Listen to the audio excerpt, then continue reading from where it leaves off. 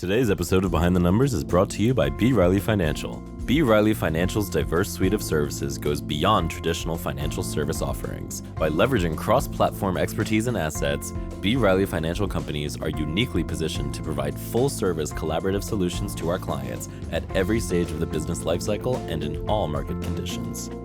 B. Riley refers to B. Riley Financial Incorporated and/or one or more of its subsidiaries or affiliates.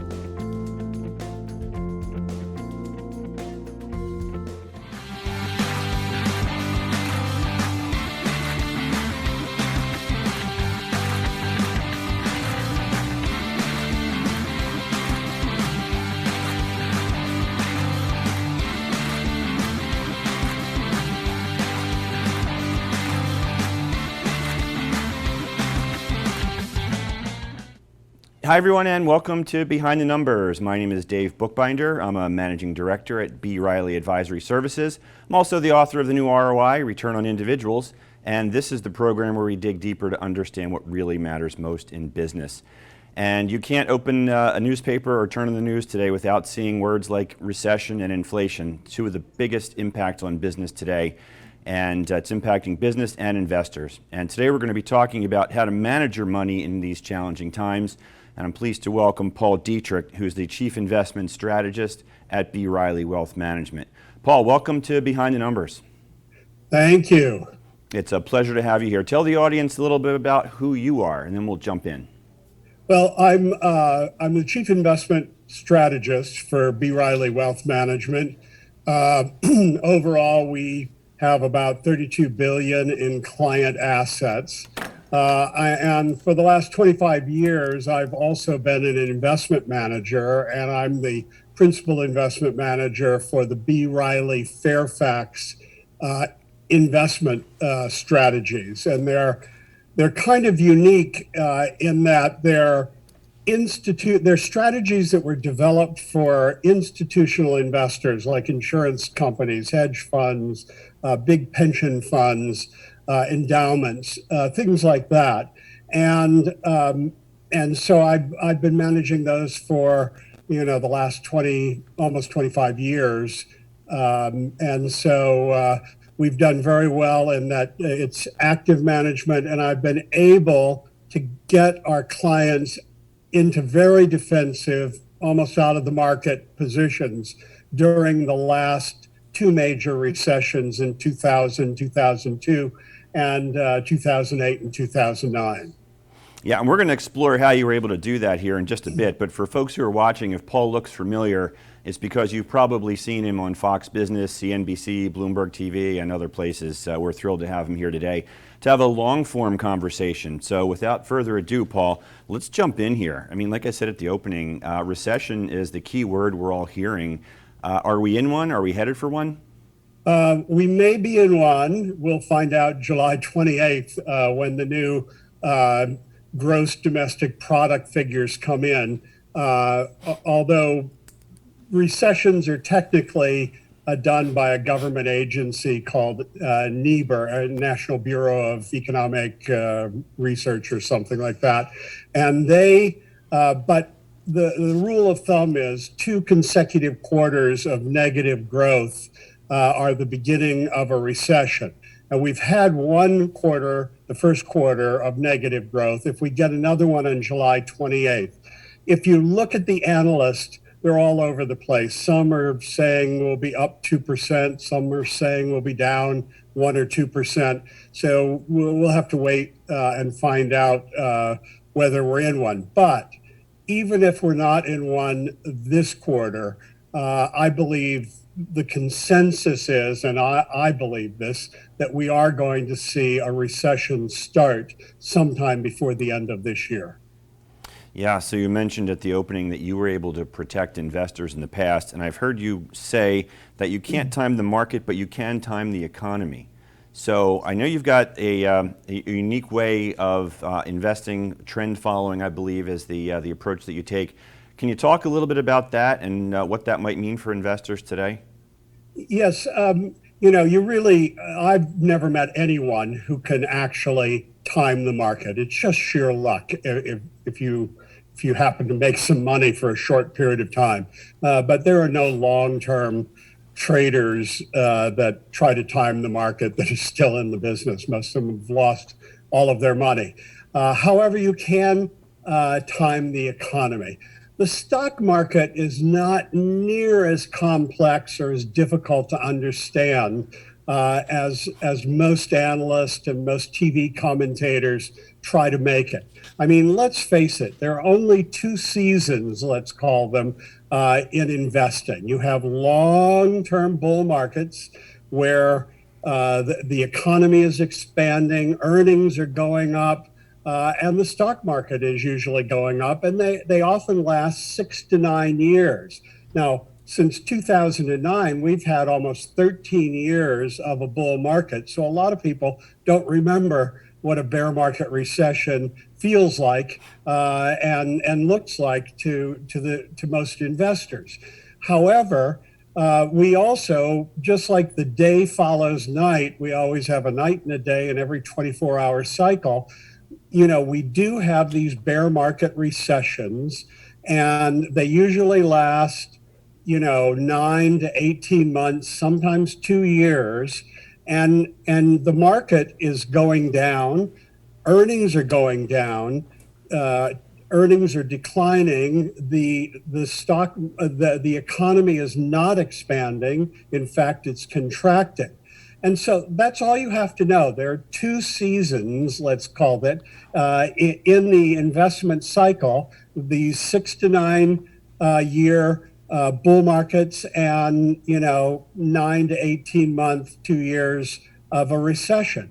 And all you have to do is act appropriately to those two seasons. And someone asked me, well, how do you know you're in a bear market recession? And I tell them, just read the front page of the Wall Street Journal for a week. If everything is bad news, if earnings are going down, if the leading economic indicators are all negative or going down, if the economy is contracting, if the Federal Reserve is raising interest rates, you have a pretty good idea you're in a bear market recession or going into a bear market recession.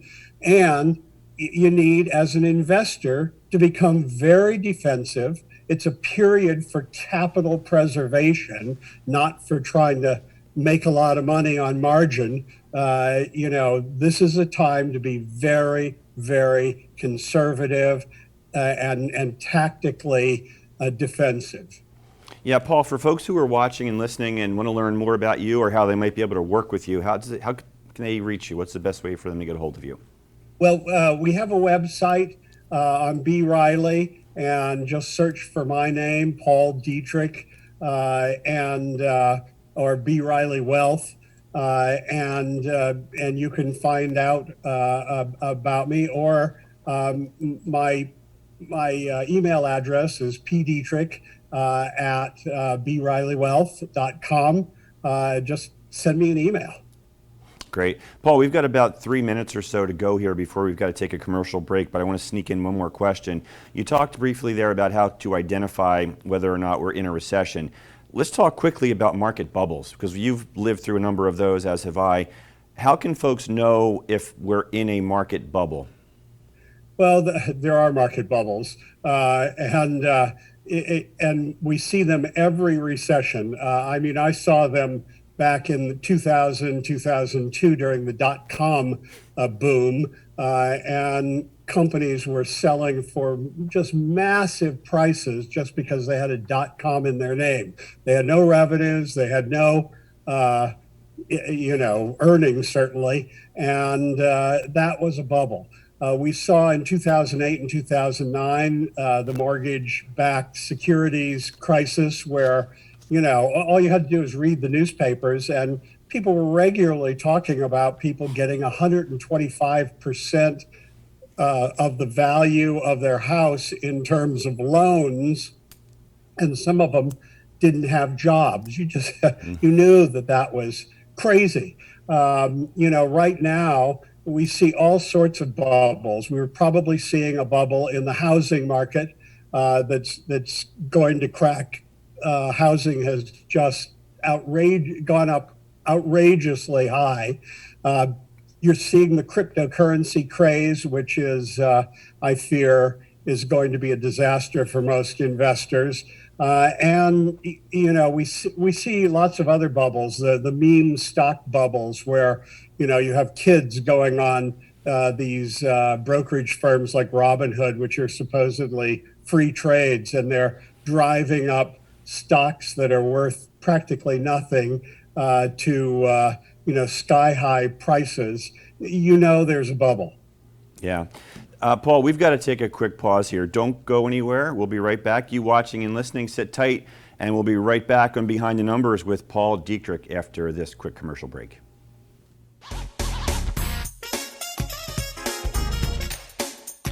Shelter dogs aren't broken. They've simply experienced more life. If they were human, we would call them wise. They would be the ones with tales to tell and stories to write, the ones dealt a bad hand who responded with courage. Do not pity a shelter dog. Adopt one. Today's episode of Behind the Numbers is brought to you by B. Riley Financial. B. Riley Financial's diverse suite of services goes beyond traditional financial service offerings. By leveraging cross-platform expertise and assets, B. Riley Financial companies are uniquely positioned to provide full-service collaborative solutions to our clients at every stage of the business lifecycle and in all market conditions. B. Riley refers to B. Riley Financial Incorporated and/or one or more of its subsidiaries or affiliates.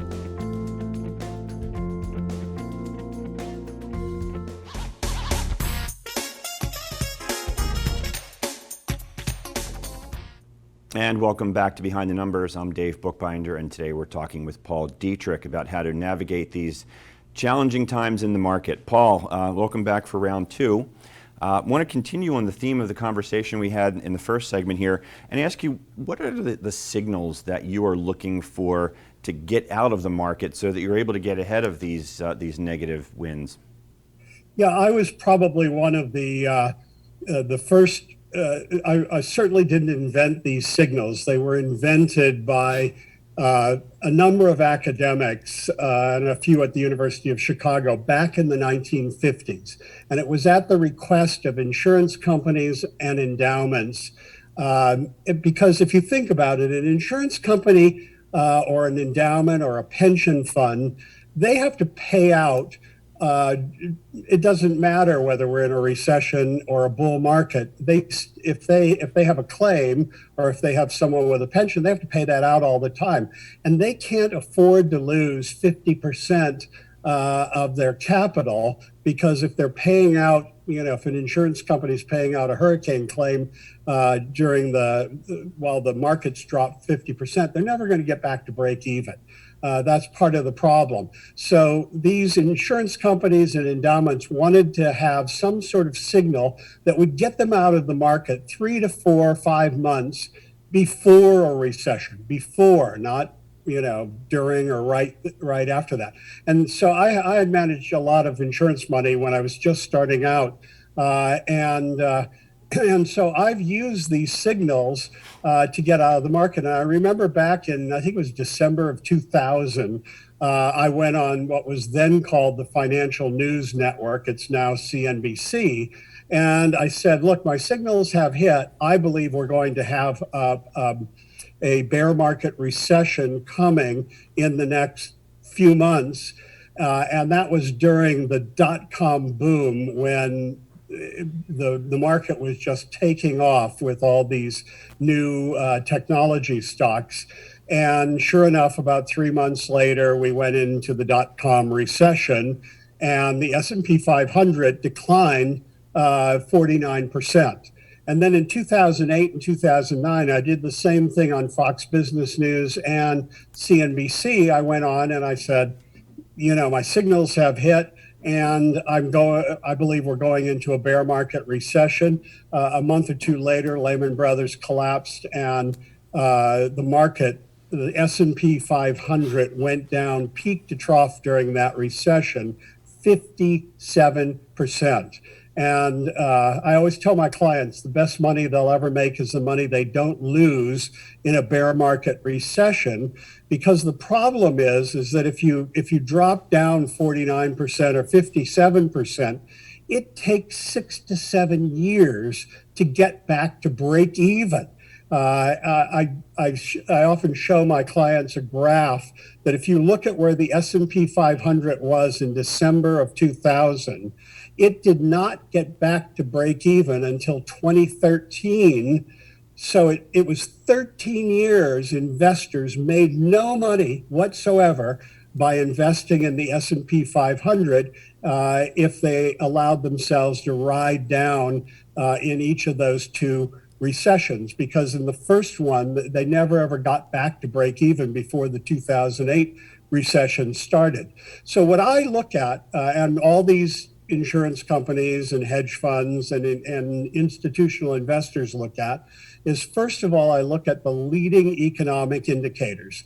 Those are the 11 to 16 economic indicators that are our early warning system. They tell us something is wrong with the economy before most people know about it. And just for an example, shipping is usually one of those. If you're cutting back on shipping, it means you don't believe you're going to sell as much this Christmas season than before. But if shipping is going down, you know that eventually inventories are going to go down. And if inventories are going to go down, you're not going to sell as much at Christmas time. And so your earnings are going to go down. But you're not going to report your earnings for about 6 to 9 months later. So shipping's an early warning system, a leading economic indicator. And if that's going down, you need to pay attention. And so what people look at are these composite of leading economic indicators. And right now, they are all just tanking, all but about two of them. And not only that, but I'm looking at leading economic indicators all over the world, in all the developed countries. And they're going down even faster than they are in the United States. That's the economy. That's the real economy. So you know that the economy is contracting. You know that things are turning badly, that we won't see in terms of negative earnings for some time in the future. And then my second indicator is a stock market indicator.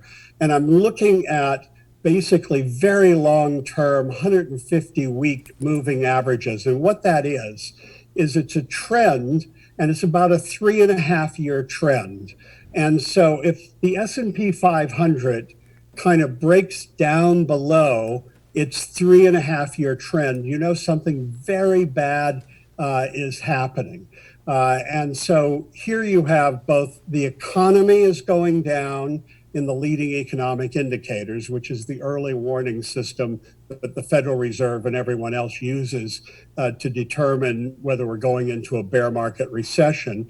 You have the stock market breaking through a 3.5-year bull market trend. So you know it's about ready to turn and start going down into a downward trend. And then I look at another thing, which is the S&P 100 stocks. This makes up 85% of the price movement of the S&P 500. It's the 100 biggest companies in the United States, the 100 biggest companies in the world. And you start looking at how many of them are below their 200-day moving average, which is considered on individual stocks a long-term trend, that they're trending down negatively. Right now, 74% of all of the S&P 100 stocks are going down, and only about quarter of them are going up. It's very hard to have a bull market when 76% of all the stocks of the S&P 100 are trending down. Yeah, for sure. And I'm going to paraphrase. I like what you said, that the best money you'll ever make is the money you don't lose in a bear market recession. Paul, for the folks who are watching and listening, if they want to learn more about you, I think you've got a newsletter that you might be able to share. What's the best way for them to reach you? If they send me an email, again, pdietrich at brileywealth.com. I'll put them on our mailing list.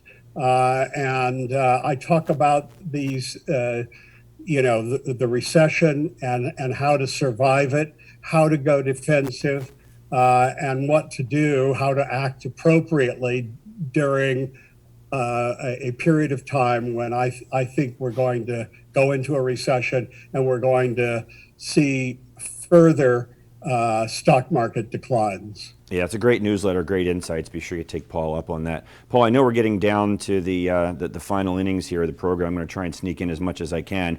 You mentioned at the end of the first segment something about cryptocurrency being a potential disaster for investors. Can you briefly talk about why that is? Yeah, it's, I view this as one of the bubbles in the market.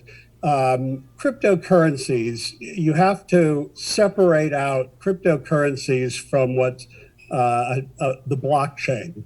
And the blockchain was created for cryptocurrencies, and it's a great technology. Anybody can download it for free on the internet if they want the blockchain, but it's starting to be used by all sorts of other companies outside of crypto. When strawberries are coming from the country of Chile in South America, we can track, the temperature of that container and where it is by GPS every moment until it gets into your grocery store. It has wonderful technology attached to it. But the actual cryptocurrency has nothing backing it. There's nothing backing it. And a lot of people say, well, in order to mine a Bitcoin, you have to go through a lot of work. And there used to be an economist, John Kenneth Galbraith, who used to say, you can spend the same amount of time baking a peach pie as you can baking a mud pie. But it takes just as much time to bake both of those pies, but only one has any value in the real world. And so, making a mud pie, even though you spent a lot of time at it, there's no there. The other thing is that nothing's backing a cryptocurrency. It's just the greater fool theory that if you can find someone who's dumber than you are to pay more for it, then the cryptocurrency goes up and you make money. If you don't, then you are the greater fool, and you are the one who's going to be losing money. Some people say, well, the U.S. currency has nothing backing it now that we've gone off the gold standard back in the Nixon administration. Nothing could be farther from the truth. The U.S. economy, or the U.S. currency, is backed by the willingness of 98% of all workers in America to pay, about 15% of their salary to the U.S. government. It's also backed by about 98% of all corporations in America to pay about 20% of their profits. And so if the economy expands like it did last year, where the GDP was up about 7%, that means that the U.S. currency actually expanded by 77%. And so if you look at the euro, if you pay your taxes in Italy, you're paying it to the Italian government. You're not paying it to the central bank of Europe. The euro is backed purely by a kind of amorphous promise by Germany and France to back the bonds of the European countries. The U.S.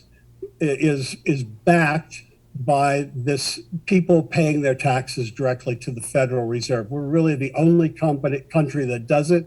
We're the only country that most years we expand our currency because we bring in more money than we brought in the year before.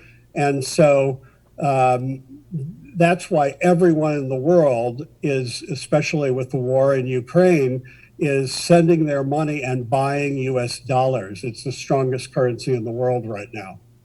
Paul, we've got about 2 minutes to go here, so I want to try and keep this brief. But you mentioned something at the end of the first segment also about the dot-com bubble. And yeah, I lived through that. I remember working with client companies where CFOs would give me a forecast that showed them never becoming profitable ever.